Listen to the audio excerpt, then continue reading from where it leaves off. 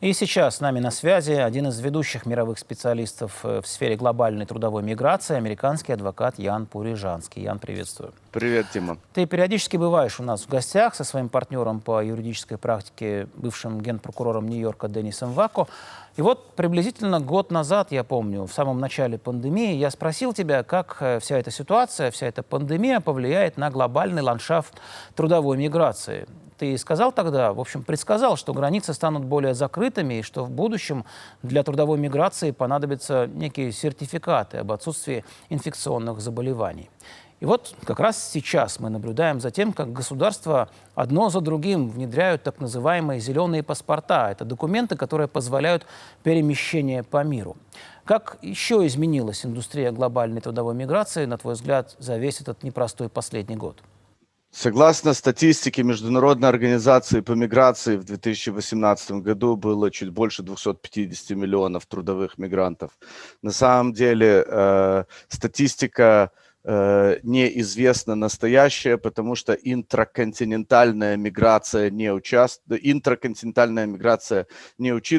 Это миграция из стран Африки в другие страны Африки, или это интерконтинентальная миграция в Латинской Америке. В начале пандемии, конечно, были введены ряды ограничений в разных странах, но тем не менее все равно продолжали перемещение трудовых ресурсов из стран развивающего мира в более развитые страны. По мере того, как будет прогрессировать глобальная кампания вакцинации, экономики будут больше и больше открываться, и глобальная трудовая миграция будет расти. Государства уже начали некоторые требовать сертификат о наличии антител или о вакцинации, и будут продолжать требовать результаты теста на COVID, но сотни миллионов трудовых мигрантов как перемещались из стран третьего мира в развитые страны, так и будут продолжать перемещаться, поэтому рынок особо не изменился с точки зрения спроса и предложения.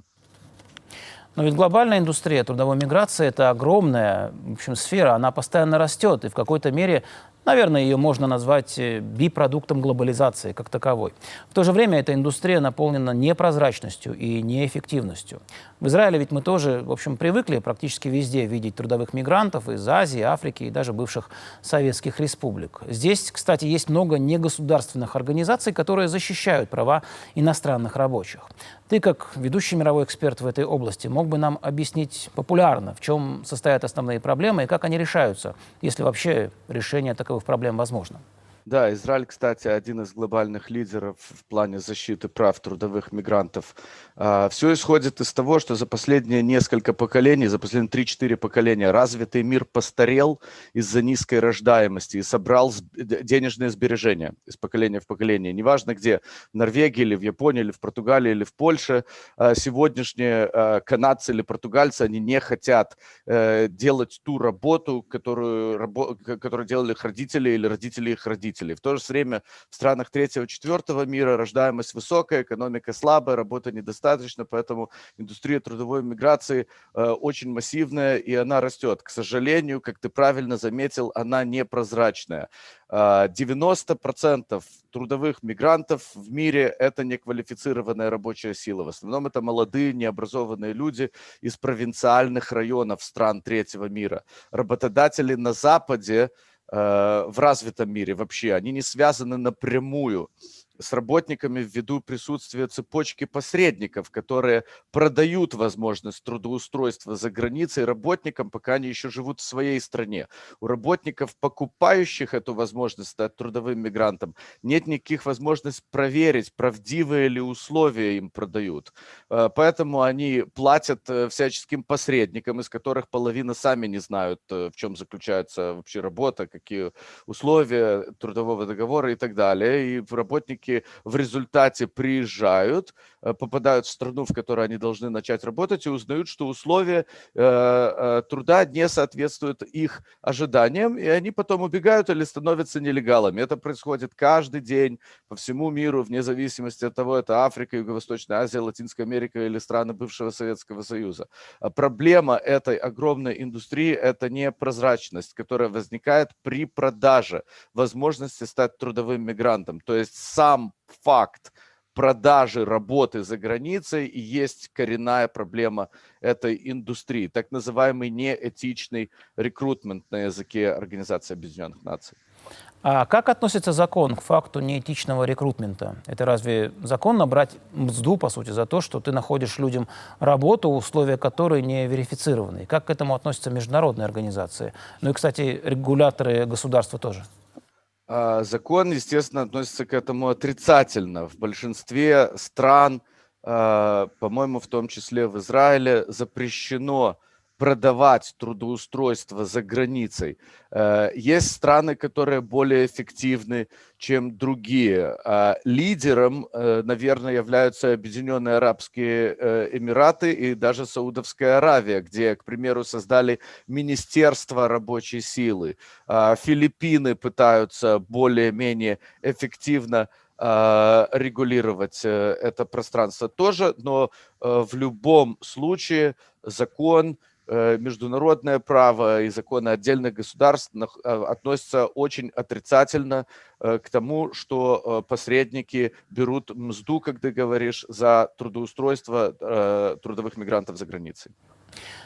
Ян, мы ведь говорим о глобализации. В современном мире, ну, по крайней мере, до пандемии коронавируса не было границ. Люди могли перемещаться совершенно свободно, без каких-либо ограничений. Как эти миграционные потоки могут повлиять, ну, например, на внутриполитическую ситуацию и стабильность в той или иной стране? Это отличный вопрос. Есть государства, в которых трудовые мигранты представляют огромный процент населения. Вот опять-таки Объединенные Арабские Эмираты, там чуть больше 9 миллионов человек живет, из них 8,5 миллионов трудовых мигрантов.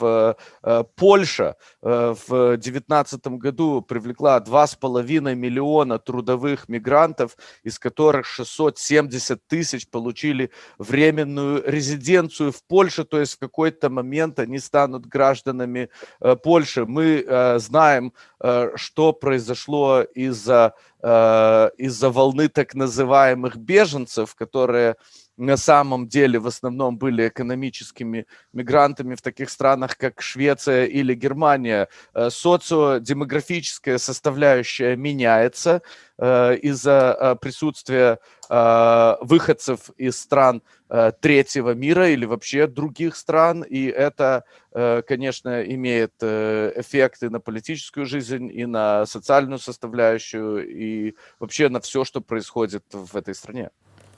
Насколько я знаю, чуть менее года тому назад ты основал компанию Jablio. Jablio превратился в один из крупнейших в мире проектов социальной справедливости именно из-за того, что он решает проблемы трудовых мигрантов и защищает их права, и в то же время создает эффективность для работодателей и госрегуляторов. Расскажи, пожалуйста, в чем суть этого проекта? Jablio — это технологическая платформа, которая дает бесплатную возможность любому трудовому мигранту связаться с работодателями по всему миру без посредников. Jablio Jablio связывает их напрямую, помогает трудовому мигранту в плане образования, связанного с культурой, миграционными законами, языком страны, в которой находится его работодатель, защищает его права человека после прибытия и во всех отношениях становится лучшим другом трудового мигранта. Фактически Jablio — это проект социальной справедливости, который создает эффективность и безопасность как для работника, так и для работодателя, так и государства-реципиента.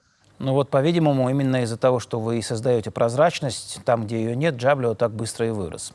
Я знаю, что меньше чем за год ваш проект социальной справедливости превратился в огромную мультимиллионную компанию, которая сегодня работает в ряде стран, от Канады, например, до Эмиратов. Как решение этой проблемы вас уже признает Международная организация по миграции, а вашими партнерами являются несколько мультимиллиардных компаний. Как вы планируете развиваться дальше? Да, мы в несколько дюжин стран, наверное, и развитие Jablio, оно нацелено на то, что Jablio станет глобальным стандартом для трудовой миграции, при этом внося прозрачность и безопасность в экосистему которая состоит из работодателя, из трудового мигранта и из обоих государств. Так что мы надеемся быть во всех странах. Мы сотрудничаем с Международной организацией по миграции, из ООН. Вообще Jablio не заменит существующие негосударственные структуры. Jablio — это технологическая платформа, которая вносит прозрачность в непрозрачное мультитриллионное, на самом деле, пространство технологическим путем. Ян, большое спасибо и удачи. Спасибо, Дима.